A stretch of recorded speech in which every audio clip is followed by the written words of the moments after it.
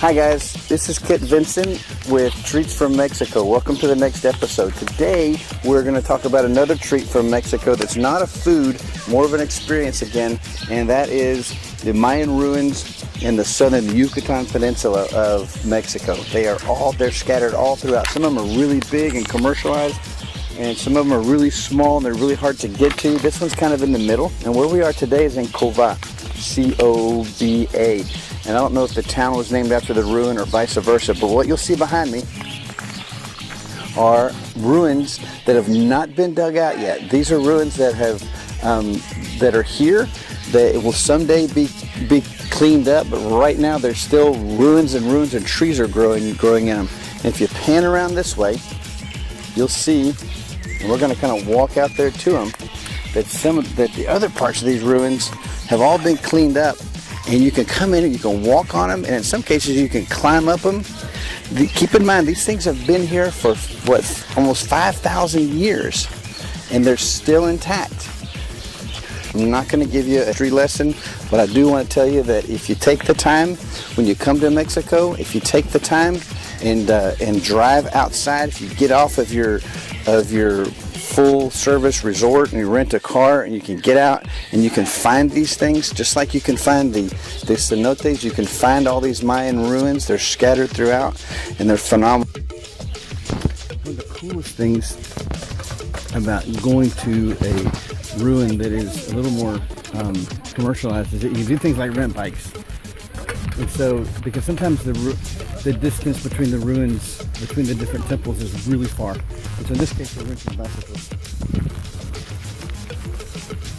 And it's also kind of cool because you can, they have, when you get done, they have places where you can buy drinks and something to eat.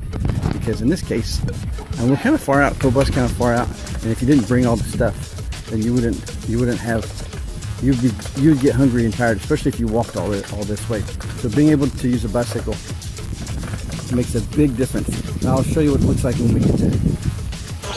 One of the really cool things I like about going to some of the ruins that are further outside, that aren't so commercialized, is that you get to actually climb them.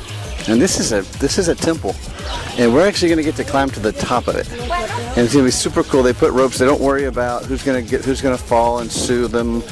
They let you get up there as long as you're not going to destroy it. So what we're going to do is we're going to climb up that sucker, and we're going to see what it looks like from the very top. Imagine being an explorer and coming through these woods, and all of a sudden it wouldn't have been open like this. It would have been covered in trees. But then having to climb a mountain, and all of a sudden you think, what is this mountain here for? This place is flat as a pancake. And all of a sudden you realize you're on top of a Mayan temple. Anyway, let's go climb it. Okay, so here we are. Finally made it to the top of the temple. You can see how high up we are. You were looking way down on top of these trees. I don't know what the actual height is, but as you see, I'm panning around. You can see people climbing up that were following the route that we did. And when you get up here, you can imagine what it must have been like to be a ancient Mayan, and be at the very top of this temple. You would think you were on top of the world. Now, they would communicate between the different cities with smoke signals. Tulum is towards the beach, and it's really far away, and I can't see it from here, but I understand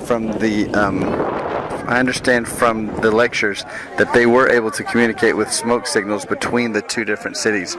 So anyway, it's very interesting, very interesting. If you ever get a chance to go to one, hopefully you'll get a chance to climb to the top of one of these temples.